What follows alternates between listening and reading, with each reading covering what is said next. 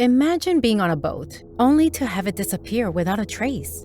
That's exactly what happens in this spine-tingling show. Hello, and welcome to the Movie Recap World. Today, we're diving into the first episode of the new historical horror series, 1899. In this episode, we're introduced to some mysterious characters who are all on board a ship called Kerberos, heading for New York. On their journey, they find a lost ship called Prometheus, which is empty without a trace of a single passenger, and holds many secrets related to the passengers of Kerberos. The first episode of the show opens in 1899, when a ship named Kerberos is carrying thousands of passengers to New York.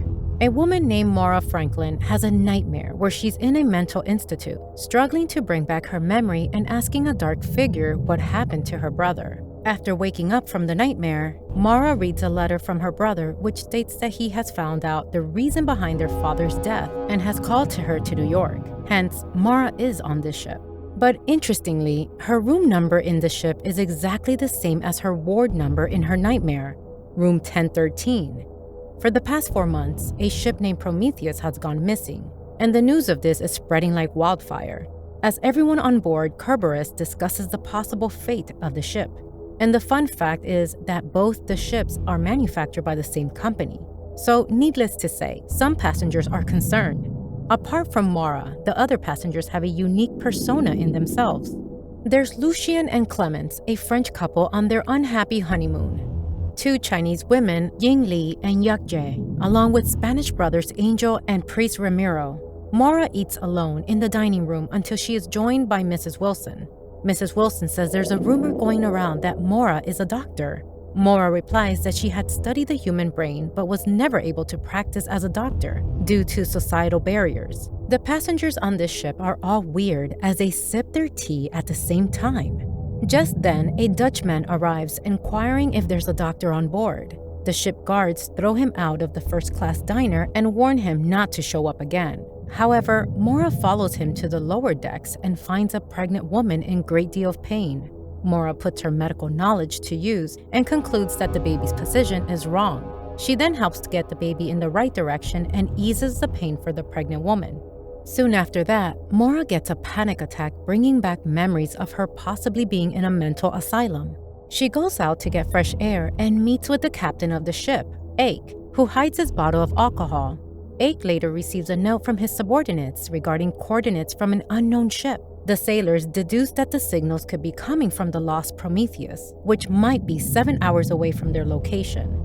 Believing there might be a chance to locate the lost ship and help the passengers, Ake decides to change the current route of Kerberos and heads towards a direction which he believes to be of Prometheus. As the ship takes a sharp turn, all the passengers and workers on board get confused about the direction they're heading towards. In the coal room, a Polish laborer named Oleg worries about the situation, while in first class, Angel and Ramiro nervously discuss the implications of the sharp turn that the ship had. The Spaniards are shaken by the idea of returning to Europe, hinting they have a secret of their own that they want to keep hidden. To answer the concerns of the nervous passengers, Ake addresses them and tells them about the situation they're in. The passengers do not like the idea of shifting their direction and are angry about it. However, Ake defends his decision by stating there are 1,423 passengers on board the Prometheus, and they might have a chance to save their lives. Around 7 hours later, they see the Prometheus ship. They fire a flare to get attention, but after getting no signal back, the crewmates warn that something might be dangerous. But Ake defies them and decides to get to the ship via a boat. Maura volunteers to join him as a doctor. Before they approach the lost ship, a passenger suggests they take priest Ramiro with them as they have no idea what awaits them inside the lost ship. A nervous Ramiro decides to join them. Franz discovers ship workers Jerome and Oleg sharing bread by the lifeboats and orders them back inside. Just then, Ake arrives and decides to add Jerome and Oleg to his team, which will get to the Prometheus ship. Decides to investigate the ghost ship with a team that includes Jerome, Oleg, Maura, and priest Ramiro. After getting to the ship, they get on board and explore the damaged rooms and destroyed telegraph. Right after they get on the Prometheus, the telegraph also stops receiving the coordinates of the ship.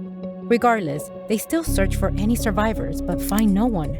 Ake hears faint laughter and voices. Meanwhile, Mora discovers a scarab beetle scurrying towards a cupboard where she finds a boy who hands her a black pyramid artifact.